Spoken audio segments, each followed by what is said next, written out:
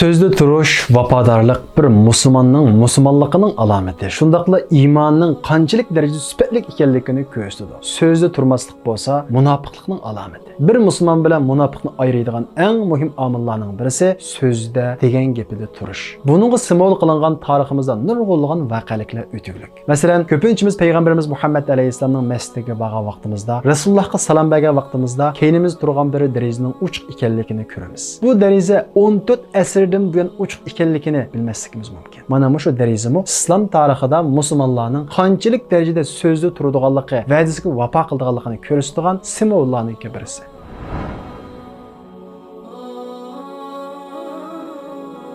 Peygamberimiz Muhammed aleyhisselam'dan keyin Hazreti Ebu Bekir halife oldu. Hazreti Ebu Bekir'den keyin Hazreti Ömer halife oldu. Hazreti Ömer'nin davrida islom coğrafiyasi kengaydi. Yenidan musulmon bo'lganlar ikki haram kelishga boshladi. Yenidan kelganlar musulmonlarning sonining ko'payishiga ergishib Masjid-i Nabaviyga patmag'ini boshladi. Bu sababdan Hazreti Ömer radhiyallohu anhu Rasulullahning masjidini kengaytirishni planladi. Rasulullahning hozir qabrisining oldi tarafida bo'lsa, Rasulullahning ayoli Hazreti Ömer'ning qizi Hafsa radhiyallohu anhaki hujrasi uyi bor edi. Ya'ni Rasululloh bilan birga yashagan uyi bor edi. Rasulullahning masjidini kengaytgan vaqtida bu Hafsa hujrasi Rasulullahning masjidining ichiga kirib ketdi. Hazrat Ömer radhiyallohu anhu qizi Hafsaning qishiga kelib, "Ey Hafsa, men Rasulullahning masjidini kengaytmoqchi. Hujrangizni bizga bering. Ya'ni musulmonlarga bering, masjidni kengaytamiz" dedi.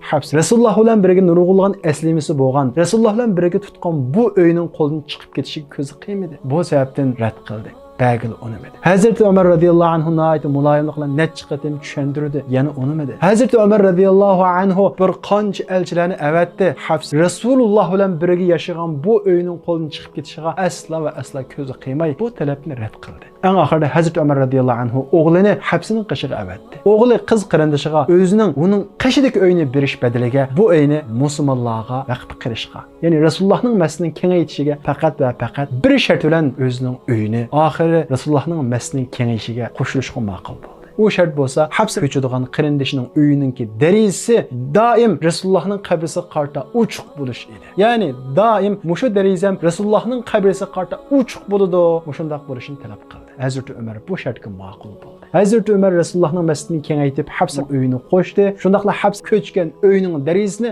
Rasulullah'ның qabrisiga qartib uchiq qo'ydi. Hazreti Ömer'den keyin Rasulullah'ның masjidi bir qancha qatim kengaytirilgan bo'lsa-mu, berilgan va'da amal qilindi. Ta bugun kunimiz qadar 14 asrdan buyon vafo qilinib keldi. Demak, bu deraza 14 asrdan buyon bir va'daga qilingan bir vafoning simvoli. Shuning uchun ta bugun qadar uchuq. Biz bundan shuni ko'ralamizki, tarixdan buyon musulmonlarning beshiga nurg'ulgan taqvo podshohlar, taqvo xalifalar keldi. Shundaqla nurg'ulgan fosiq, zalim podshohlar keldi. Mayli qandoq bir kelsin, musulmon bo'lganligi uchunlar bu va'daga vafo qilindi. Bu so'zda bu va'dada turdi. Bundan biz so'zda turishning, va'daga vafo qilishning bir musulmon uchun naqadar muhim ekanligini, uning naqadar ahamiyatga ega ekanligini ko'ralaymiz. Afsuski bugun kunimizdagi eng chong illatlarning birisi bo'lsa, so'zda turmaslik, va'dasiga vafo qilmaslik. Payg'ambarimiz Muhammad alayhissalom hadisda xabar bergandek, so'zda turmaslik munofiqlikning alomati. Rasulullohdan so'raldi: "Ey Rasululloh, bir musulmon bexil bo'ladi?"